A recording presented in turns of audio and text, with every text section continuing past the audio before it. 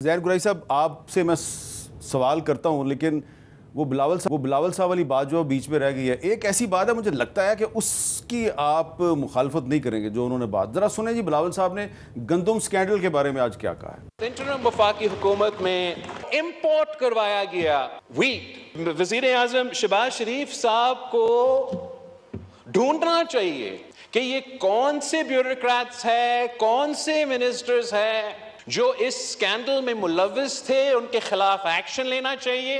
جی آپ کا کیا خیال ہے زین صاحب؟ سر میں پہلے پچھلی بات پہ آ جاؤں پھر اس کے بعد اس پہ آ جاؤں۔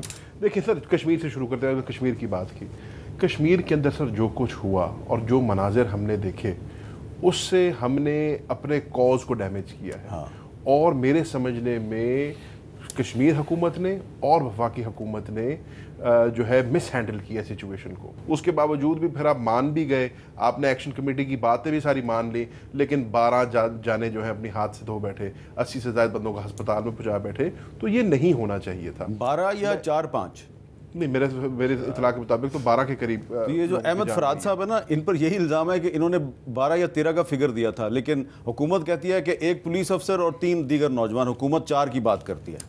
چلیں اس کو آپ انڈیپینڈنٹلی ویریفائی کر سکتے ہیں، ہم نے جو پڑھا ہے اس پہ تو 12 ہی لکھا گیا ہے۔ دوسری بات سر یہ ہے، ایک لارجر میں ایمبٹ میں بات کرنا چاہ رہا ہوں، اس سے ایک مائنڈ سیٹ آپ کو نظر آتا ہے۔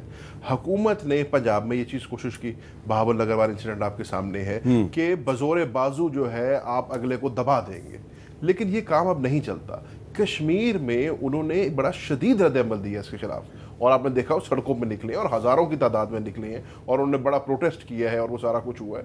تو حکومت کو بھی تھوڑے سے ہوش کے ناخن لینے چاہیے، اور حکومت کو بھی اگر یہی فیصلہ کرنا تھا بر وقت فیصلہ کر لیتے، تو کم از کم یہ ویژول تو دنیا کو نہ دکھاتے، کم از کم یہ قیمتی جانوں کا اور جو ایگریمنٹ جب ہو گیا اس کے بعد رینجرز کو بھیجا کشمیر میں، اور اس کی وجہ سے پرابلم۔ اچھا سر، اب دوسری مزدار بات ہے کہ کوئی ماننے کو تیار نہیں ہے کہ رینجرز کو اس نے بھیجا ہے۔ رینجرز فیڈرل گورنمنٹ کے نیچے آتی ہے، تو اگر فیڈرل گورنمنٹ کے کسی اہلکار نے یہاں سے کشمیر رینجرز بھیجے ہیں تو ظاہر ہے کوئی اس کا چین آف کمانڈ ہوگا نا۔ لیکن کشمیر گورنمنٹ کہتی ہے ہم نے نہیں منگوائے، وہ کہتے ہیں ہم نے منگوائے کوئی نہیں، یہ کہتے ہیں ہم نے بھیجے کوئی نہیں، تو پھر رینجر پہنچ کیسے گئی وہاں پہ؟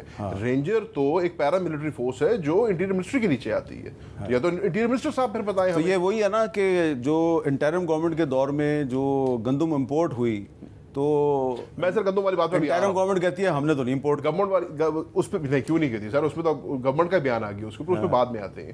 دوسری بات آپ نے کی ہے جج صاحبان کی، سر 6 ججوں کا خط پہلا اپنی جگہ پہ، پھر جسٹس بابر ستار صاحب کا، آپ اور میں دونوں اس بات پہ اتفاق کریں گے کہ بابر ستار ایک بڑا آنریبل، بڑا اپ لائٹ، بڑا کریڈیبل جج ہے، ٹھیک ہے۔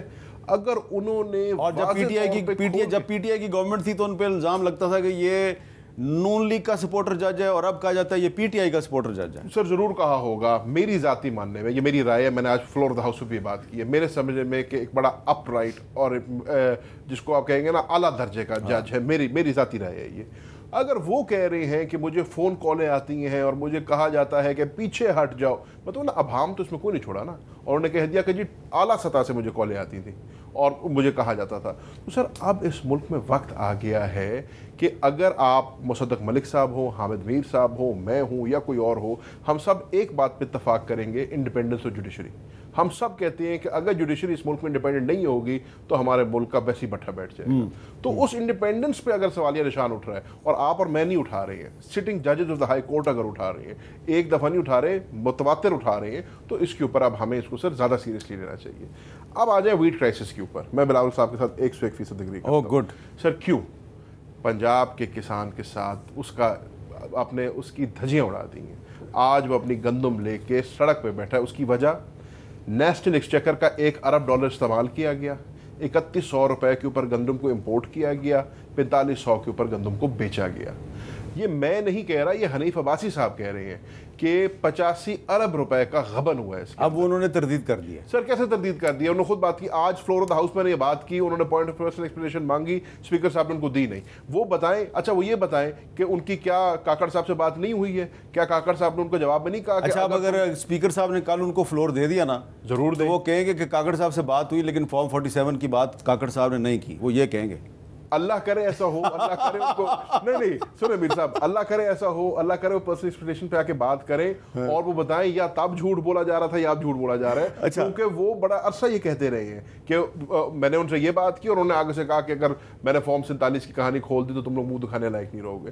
تو ان دونوں سے کلیریفیکیشن لینی چاہیے اس کے اوپر کہ یار اس کی حقیقت. اچھا ملک صاحب یہ بتائیں کہ آپ جو ہے وہ آپ کی جو منسٹری ہے وہ آئی ایم ایف کے دباؤ پہ کوئی گیس کو مہنگا کر رہی ہے, کوئی بجلی آپ کی اختیار میں نہیں ہے؟ نہیں, بجلی نہیں ہے میرے اختیار میں.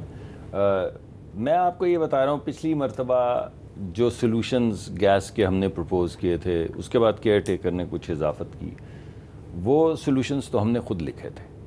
یعنی وہ جو امیر اور غریب کا ٹیرف علیحدہ کیا تھا وہ آئی ایم ایف کے کہنے پہ تو نہیں کیا تھا, لیکن کیونکہ ہمارے پاس ایک باقاعدہ پلان تھا اور جب آئی ایم ایف کی نیگوشیشنز ہو رہی تھی تو ہم نے یہ کہا کہ دیکھیے ہم بجلی, کوئی بھی ملک جس کے اندر 5200 ارب روپے کا ایک کھپا کھل جائے سرکولر ڈیٹ کی شکل میں, وہ بچ تو نہیں سکتا, وہ تو ڈوب جائے گا نا, کبھی نہ کبھی تو امپلوڈ کر جائے گا. کوئی بھی ملک جو مہنگی بجلی خرید کے سستی بیچے گا وہ ایونچولی ختم ہو جائے گا نا, جب پیسے ختم ہو جائیں گے تو وہ ڈوب جائے گا, برباد ہو جائے گا. یہ مہنگی گیس خرید کے سستی بیچے گا تو برباد ہو جائے گا. لیکن اس پورے پروسیس کے اندر غریب کو تو بچانا ہے نا, تو ہم نے جو ٹیرف بنایا اس میں 60% لوگوں کو, جو غریب لوگ ہیں ان کو بچا لیا. اچھا. اور وہ بوجھ امیر لوگوں پہ ڈال دیا, مگر جو سرکولر ڈیٹ کے اندر جا رہے تھے پیسے اس کو روکنے کی کوشش کی اور روکا, اور وہ بات آئی ایم ایف کو سمجھ آ گئی. اگر آپ کے پاس کوئی پلان ہو اور آپ آئی ایم ایف کے پاس جائیں تو ان کو کیوں نہیں سمجھ؟ آئی ایم ایف نے اب آپ پہ کوئی دباؤ نہیں ڈالا کہ آپ گیس مہنگی کریں؟ نہیں, میرے اوپر میں تو نہیں سمجھتا. نمبر ایک تو کوئی دباؤ میں لیتا ہی نہیں ہوں. مجھے جو بات سمجھ آتی ہے میں یہ سمجھتا ہوں کہ سب سے زیادہ طاقتور چیز جو ہے وہ لاجک ہے.